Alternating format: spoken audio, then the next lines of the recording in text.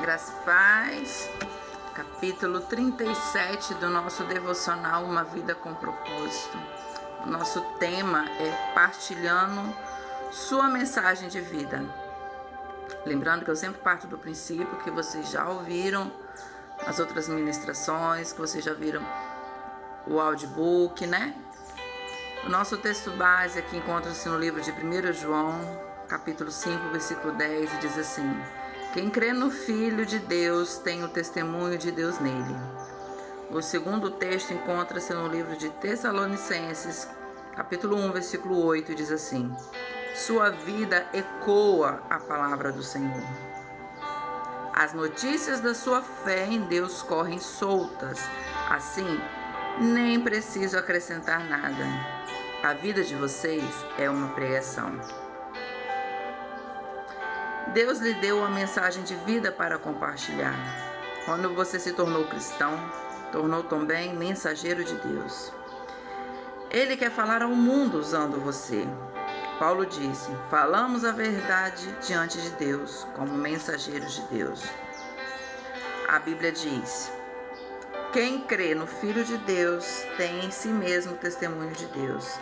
Essa mensagem de vida está dividida em 4 partes. Seu testemunho, a história de como você iniciou seu relacionamento com Jesus. Suas lições de vida, as mais importantes lições que Deus lhe ensinou. Suas paixões devocionais, as questões pelas quais você mais se interessa segundo a forma que Deus lhe deu. As boas novas, a mensagem de salvação. Sua mensagem de vida inclui seu testemunho. O testemunho é a história de como Cristo transformou sua vida. Pedro nos diz que fomos escolhidos por Deus, fazer sua obra e falar por Ele, e para contar a todos quanta diferença Ele fez na vida de vocês. Essa é a essência do testemunho. Jesus disse: vocês são minhas testemunhas. Não, vocês serão meus advogados. É mais fácil relatar histórias pessoais que explicar princípios, e as pessoas gostam de ouvi-las. As histórias captam a atenção e ficam em nossa memória por mais tempo. A Bíblia diz: estejam sempre prontos para responder a qualquer pessoa que pedir que expliquem a esperança que vocês têm. Contudo, faça isso com educação e respeito. A melhor forma de estar pronto é escrever nosso testemunho e depois memorizar os pontos principais. Como era a minha vida antes de conhecer Jesus? Como percebi que precisava de Jesus? Como prometi minha vida com Jesus? A diferença que Jesus faz na minha vida. Você com certeza tem muitos outros testemunhos para dar, além do relato de sua salvação. Você tem uma história para cada experiência em que Deus o auxiliou. Faça uma lista com os problemas, circunstâncias, as crises nos quais Deus interveio a seu favor. Em seguida, seja sensível e utilize o relato da melhor forma possível. Sua mensagem de vida inclui as lições de vida que você aprendeu.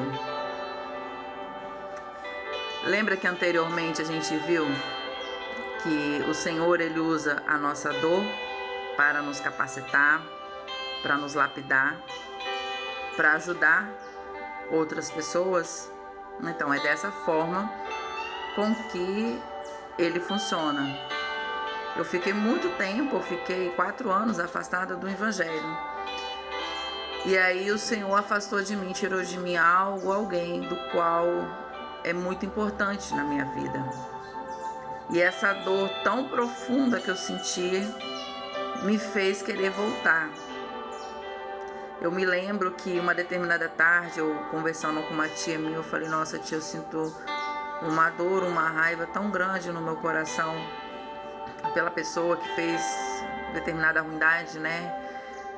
Com essa outra pessoa que é importante para mim.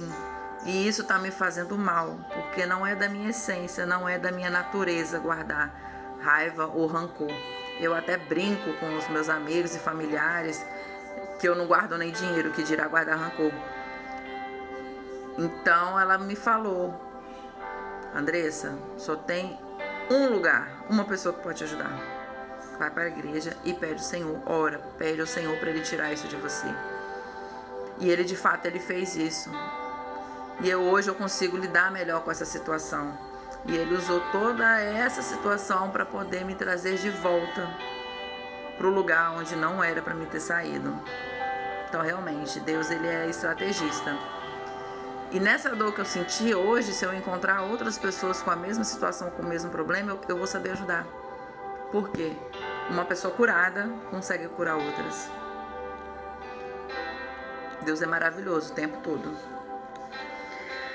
Pessoas maduras desenvolvem o hábito de extrair lições das experiências do dia a dia. Insista que você faça uma lista das lições aprendidas, a menos que você já tenha anotado. O que Deus te ensinou com o seu fracasso? O que Deus te ensinou com falta de dinheiro? O que Deus te ensinou com a dor, com a tristeza ou a depressão? O que Deus te ensinou durante uma expectativa? O que Deus te ensinou com a doença? O que Deus te ensinou com a decepção? O que você aprendeu com a sua família, com a sua igreja, com seus relacionamentos, com o grupo do qual você tem apreço e com as pessoas que te criticam? Há pouco tempo atrás, eu recebi uma proposta para fazer um treinamento de uma área diferente da minha, para me ficar hábil, né, a trabalhar nessa empresa. E eu fiquei muito feliz com isso. Fiquei muito, muito feliz mesmo. E eu fiquei ali pouquíssimo tempo, fiquei ali 4 dias. E eles chegaram a me entregar uniforme e tal, então eu tava assim, radiante de alegria. E quando eles me dispensaram, naquele dia, caramba, eu fiquei muito triste. Eu fiquei muito triste, muito triste. E fiquei sem entender o porquê do que tinha acontecido. Dias se passaram, eu meditando na palavra do Senhor, Ele falou comigo que Ele permitiu aquilo ali acontecer para que eu pudesse ver que quando eu estivesse pronta para receber aquilo que Ele já preparou para mim, iria acontecer. Mas que nesse momento era o momento de eu me fortalecer e de eu crescer na palavra, para que então eu pudesse ajudar outras pessoas. Só que naquele momento foi muito ruim a sensação. E somente depois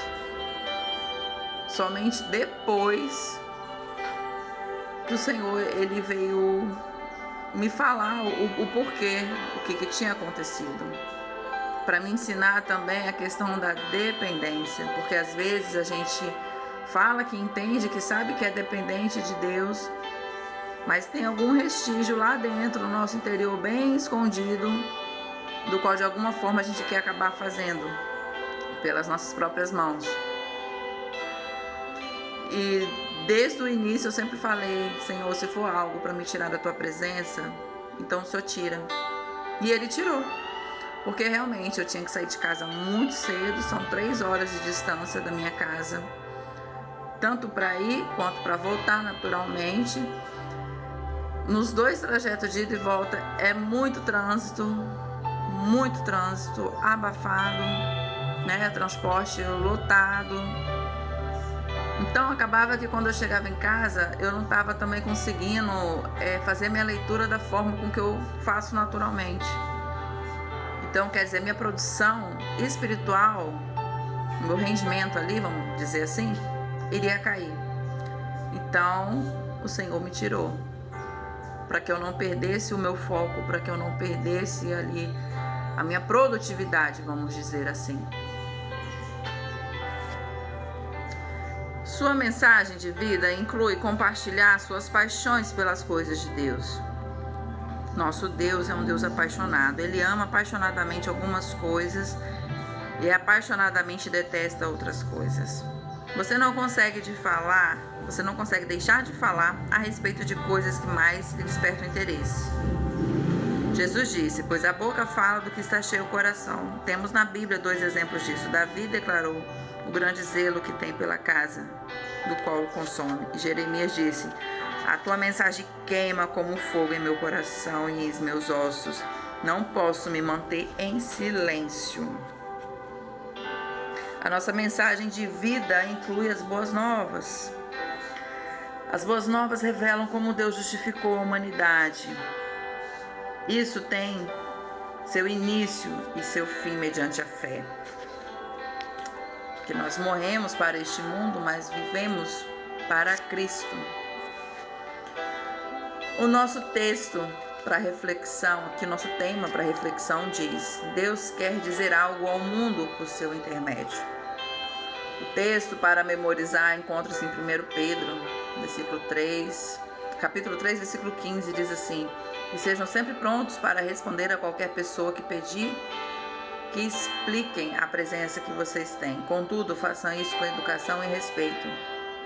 Pergunta para meditar: olhando para a minha história pessoal, com quem Deus gostaria que eu compartilhasse? Vamos refletir sobre isso aí. Com quem será que Deus gostaria que você compartilhasse as experiências que você já teve com Ele? Amém?